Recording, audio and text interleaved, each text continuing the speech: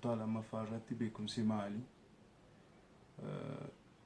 Eenyutu irraa fayyadame, eenyutu fayyadamne? Jireenya keenya keessatti akkamiin ilaalama? Namoota isaan alatti jiraachuun dhiibbaa irra fidu garuu hawaasni nu duraa akkamitti ture waan jiru ilaalla. Kan hordoftan jenna. Chaanala keenya kanallee subscribe nu godhaa.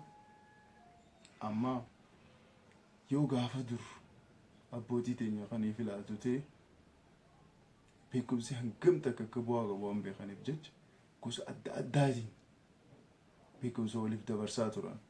Halkan giseenii fi namu kaan oolurraa galee namu hojii tiisitee haa ta'u waan itti dadhabaa walirraa galee halkan walii qabamanii ibidda faa shiddatanii maal baadiyyaa keessaas gosa adda addaa jira.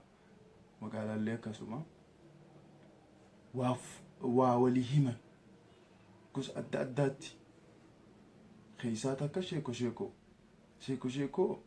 jechuun beekumsa waliif dabarsuuf jecha waan yoo kana ta'e hoo jaanii imajineeshinii amma filmii fi kana biyya alaatti dalagamu kana uumanii waliif himan beekumsa waliif daddabarsuuf akka taphaa godhanii jechuudha.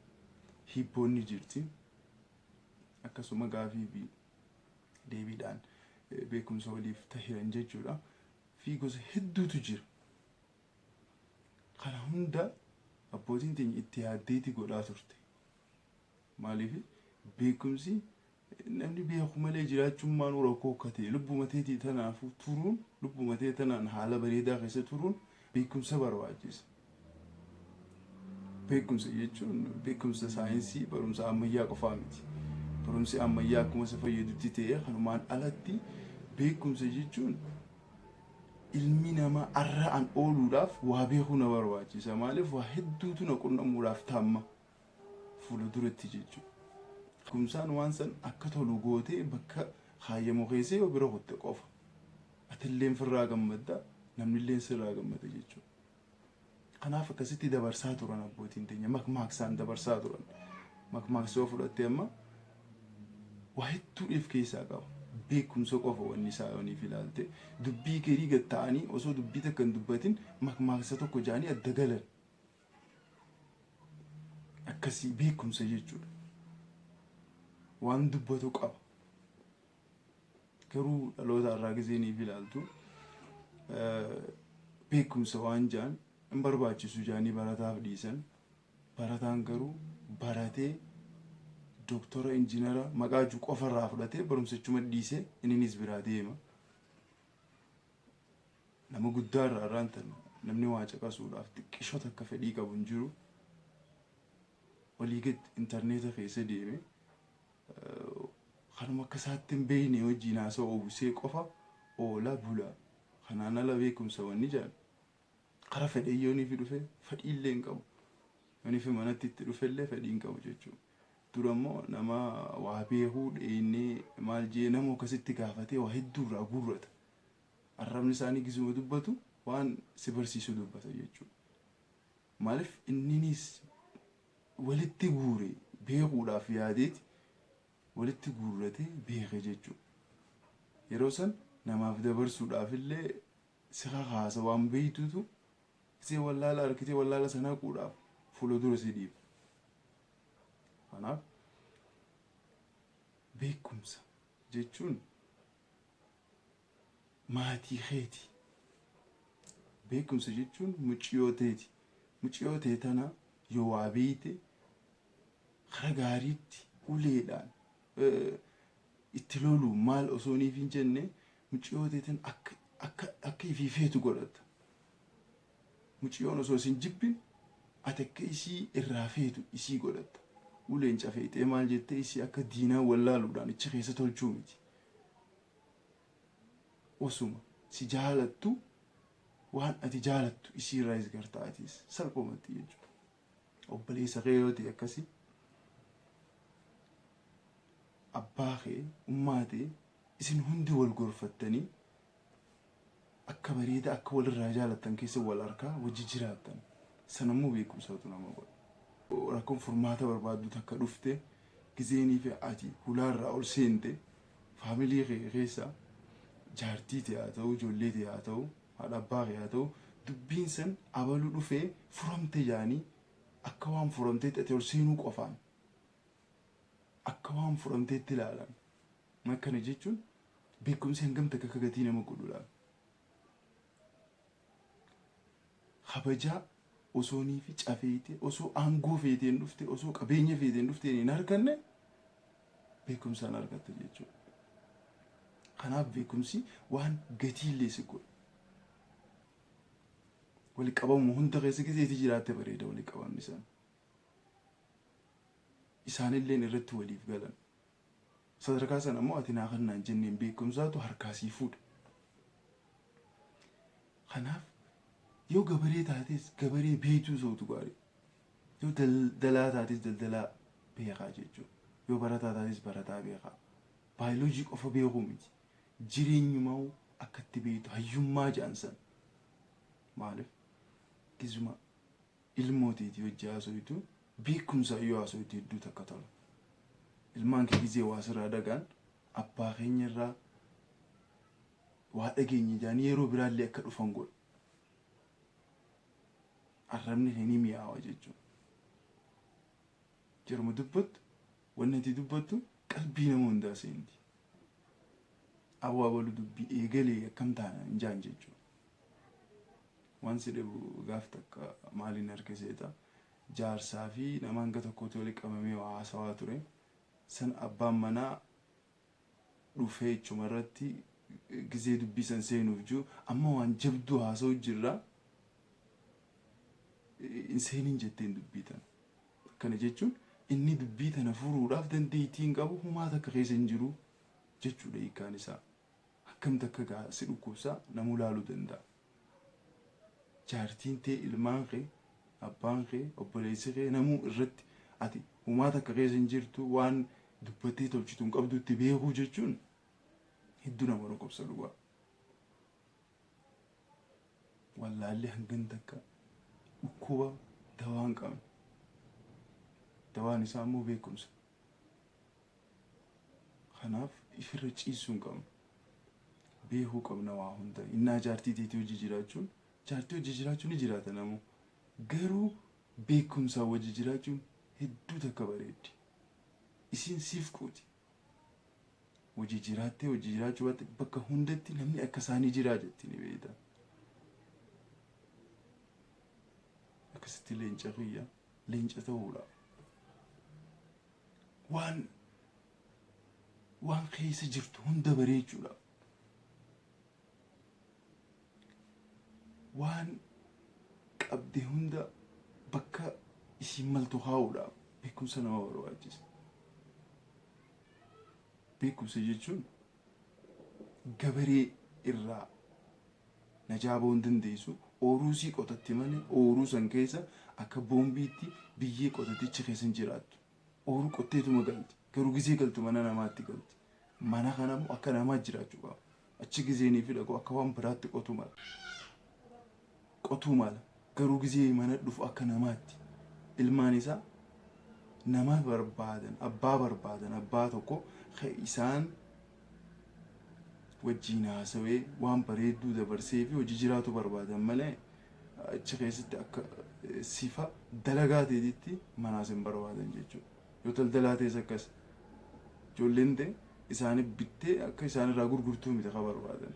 Abbaa barbaadan, abbaa beekumsa namaaf hiru, abbaa kallattii nama agarsiisu, abbaa hamtuurraa isaan qabee waan gaariitti isaan ajajuu danda'u, dandeettiitti qabu barbaadan. Kanaaf nama taatee jiraachuudha. Innaa namuma taatee jiraachuuf qofa ilma namaa jechuun akka saayinsiin haasa'utti homo sapiensii jechuudha. Nama yaadu jechuudha. Yaaduun kee immoo yoo beekumsi hin jiraanne maal yaadda? Yaaduun kee beekumsaanii murtaawaa jechuudha. Beekuu si barbaachisa jechuudha. Ilma namaa taatee deemuuf waa beekuu si barbaachisa. Yoonii fi humaan beeyne ta'e ilma namaa ta'uun nama shakkisiisa. Maaliif akkuma dhagaatti isa humaa sirraan dhagaan, humaa sirraan harkan kanaafuu sochii takka hin qabdu jechuudha. Kana namni gariin kan namaa mijeessi fudhatullee hin dhabamu jechuudha. Akkas jechuun jajjaran nama si fudhatamu. Kanaaf beekumsaan ala jiraachuudhaaf hin mokkorin. Beekumsaan ala namni jiru namaa miti. Nama fakkaatu malee namaa miti. Gizee ilaalte sirriitti namatti haa dhiyaatu malee namaa miti. Namoonni hedduun abalu namaa jiraatee jiraachuu baatee lakkoofsa guutuu qabaa jiran dhugaa isaaniiti. Lakkoofsa guutuu hin qabdu. Dubbii haasofteef hin qabdu. Bakka si buufatanii bakki dheeyxee waa gootu takka hin jiru. Ati jiraattee jiraachuu baattee hiikuma hin qabu jechuudha. Kanaaf daldalaa ta'ii, barataa ta'ii, qotee bulaa ta'ii, horsiisee bulaa ta'ii, abbuma feete ta'ii wallaalaaf bootaa hin kennin, wallaala hin qubsiifatin, onnee ta'e keessa sammuu ta'e keessa hin qubsiifatin, wallaalaa ta'eetiin jiraadhaa, waan rakkoo hin qabu, waa hunda nasiibaan hin jiraadhaa, jaartii kiyyaa wajjin nasiibaan, ilmaan kiyyaa wajjin, abbaleeyyan kiyyaa wajjin, saayibboota kiyyaa wajjin nasiibaan hin jiraadhaa hin jiin, nasiibaan wanni tolaa takka hin jirtu. Akka carraatti guyyaa takka sii tolu mala amata 60-70 jiraattu akka carraa sii tola. Amata 60-70 meeqa balleessiti takka tolchita. Nasiibaan takka hosii tolti takka tolchite hundi balleessita. Akka namni nama waan beekne tokkotu akkasitti akkas yaadatan beela. Gaaffii kubsan qabaan hiikuma hin qabdu jechuu akkasitti nama gizeenii fi ol seene isaa wajjin waan guddoo takkaatu ol seene jee furmaataatu ol seene jee waan gaarii irraa dhageenye jee namni qalbiin isaa rahaa gootu beekumsi as rahaa nama goosisa. Onnee teetanaatu osoo cinqii qabdu cinqii amma warra amantii islaamaa keessatti namoota hedduu gizeenii fi jecha isarraa dhageenyuun jecha isaanirraa dhageenyuun waan biraa osoo hin taane jecha isaanirraa dhageenyuun baatii takka fa'aa onneen teenya rahaan gooti jeemuun dubbata warri isaanirraa dhaga warri naannoo isaanii jiraatu. Kanaafuu beekumsaaf bootaa garaa haa bal'ifannu. Waa dubbisii waa caqasii maalji abbootiin teenya osoo kitaaba hin qabne beeytota ta'anii turan. Akka caammannuun hedduudha haasofni fixuu hin dandeenyu. Jarri san hundi beeytota. Garuu kitaaba dubbisanii jiran kitaaba hin dubbisne garuu onnee isaanii sammuu isaanii arra namni dubbiseetu hin fixu jechuudha. Beekumsaaf bakka godhachuu namoota si dur namoota waa beekanitti dhiyaachuu irraa waa dhaga'u. Akkaataa itti jiraattu akka abbaan kee keessatti kufee keessatti caccabee bare arraatis keessatti caccabdee baruu hin qabdu. Isarraa dhageesse bakka inni hin gahin waan inni keessatti hin mudatin illee waan haariyaa duniyaan jijjiiramaa tuma deemti arra sadarkaan jirru sadarkaa abbootiin teenya jiru miti yoo atis ammaallee akka qunnamtu ta'e wayyaadha. Innaa osuma gubatanii illee baruun numaa sanumallee osoo ta'e gubatanii baruma sanillee osoo ta'e bakka abbaan kee itti gubatee bare ati isarraa itti gubattee baruun hedduu kufaatiidha. Atichi jiraachuu hin qabdu. Kanaaf yoonii fi if qopheessine qofa beekumsa jechuun addunyaa tana guutuurra jira. Wanni ilaaltu hundi waan irraa bartu qabdi. Namni haasofsiistu hundi waan irraa baran qaba.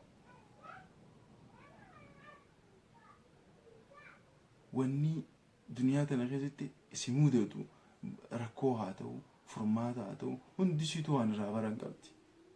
Waan sana immoo irraa bartee nama barsiistee deemuu dandeessa. Mataa kee qofaaf iyyuu miti. Garuu beekumsaaf yoo bootaa banaa qabaatte akkas godhuu dandeessa jechuudha. Yookaan atis akkanuma jiraatta akkuma kana jiraatan fakkeenya namaa taatee qotta. Ilmaan illee kanuma duniyaa irratti waanuma jiraniif jiraatan qabaattee san wanta gootee qotta akkasitti beekumsa irratti bakka godhachuutu gaarii. Waa hundarraa waa baduutu gaarii. Beekaa ta'uudhaaf hawwi. Yoo beekaa taate sitti tola dura. Jaartii teetitti tola. Obboleeyyan keetitti tola. akkasumatti haadha abbaa kee hawaasa keetti tol isa qabna jaanii nama hawaasni qabu nama hawaasa keessa jiru osoo hin ta'in nama hawaasni qabu taate jechuudha. Akka saafaa qabna akka keetii qabaachuun laalaan gamta akka gatii dhala akka keetii qabna hasin qabne akkasi qabaatu fan hasi qabu ni gammada. Kanaaf beekumsa irraa qullaa ta'uu hin ayyamin. Fudhatiin dura jiraadhu dhuma jiraadhu hin galmaa'in wallaalaa keessatti beekaa keessatti galmaa'uuf tattaafadhu. Gaafii takka gaafii peensilii jechuudha. Gaafii hawaasa keessa dur turte akkaataa isaan itti wal barsiisaa turan sammuu namaa akka isii yaaddu wal yaachisiisaa turan. Gaafii san keessaa takka qabadheetiin amma isiniif himuu deema.